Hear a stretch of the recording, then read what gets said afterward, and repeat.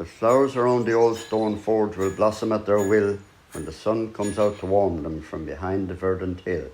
The blackbird and the linnet too will sing their sweet refrain, but the ringing of the anvil chime we'll never hear again.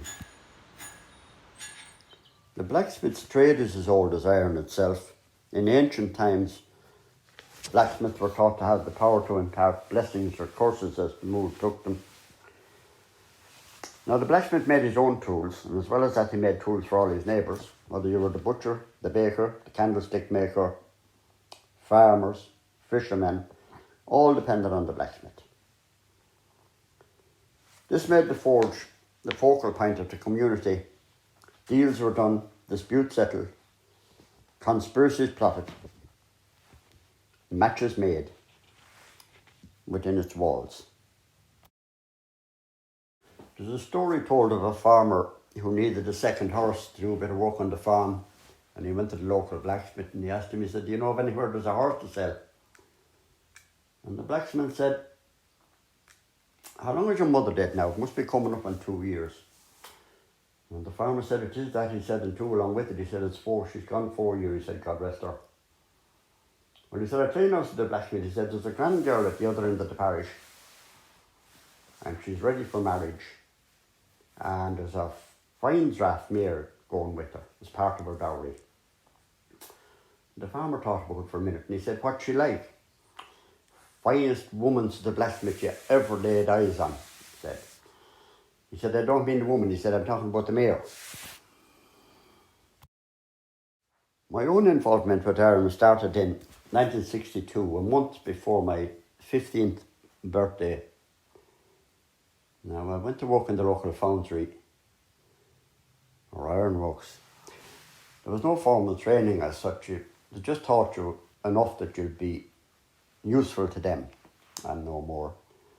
But anyway, I worked in a lot of fabrication shops around North Tipperary and South Offaly, East Galway, and indeed in Dublin.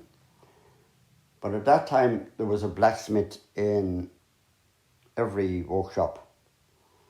They were there from a previous time, before electrification and before electric welders came on the scene.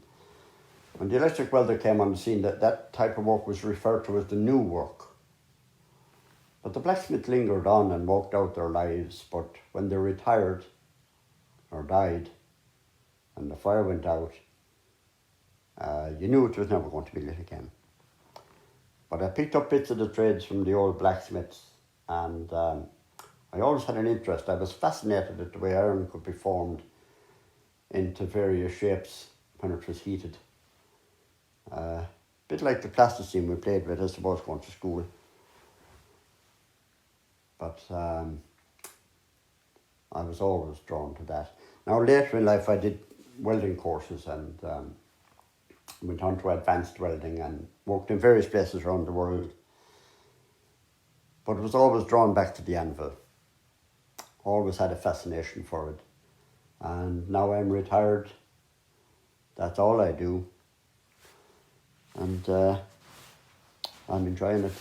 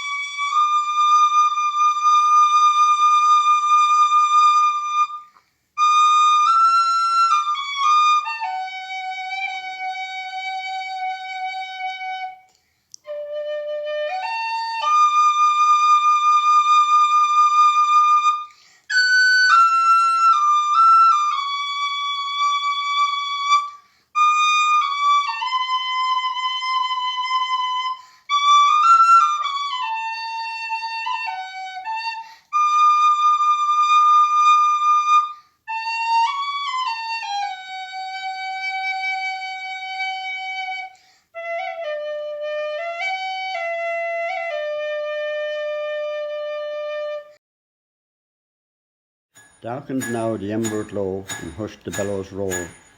Rusted now the fiery spray that once danced on the floor. Who will pair the old grey mare, or shoe the wily bay?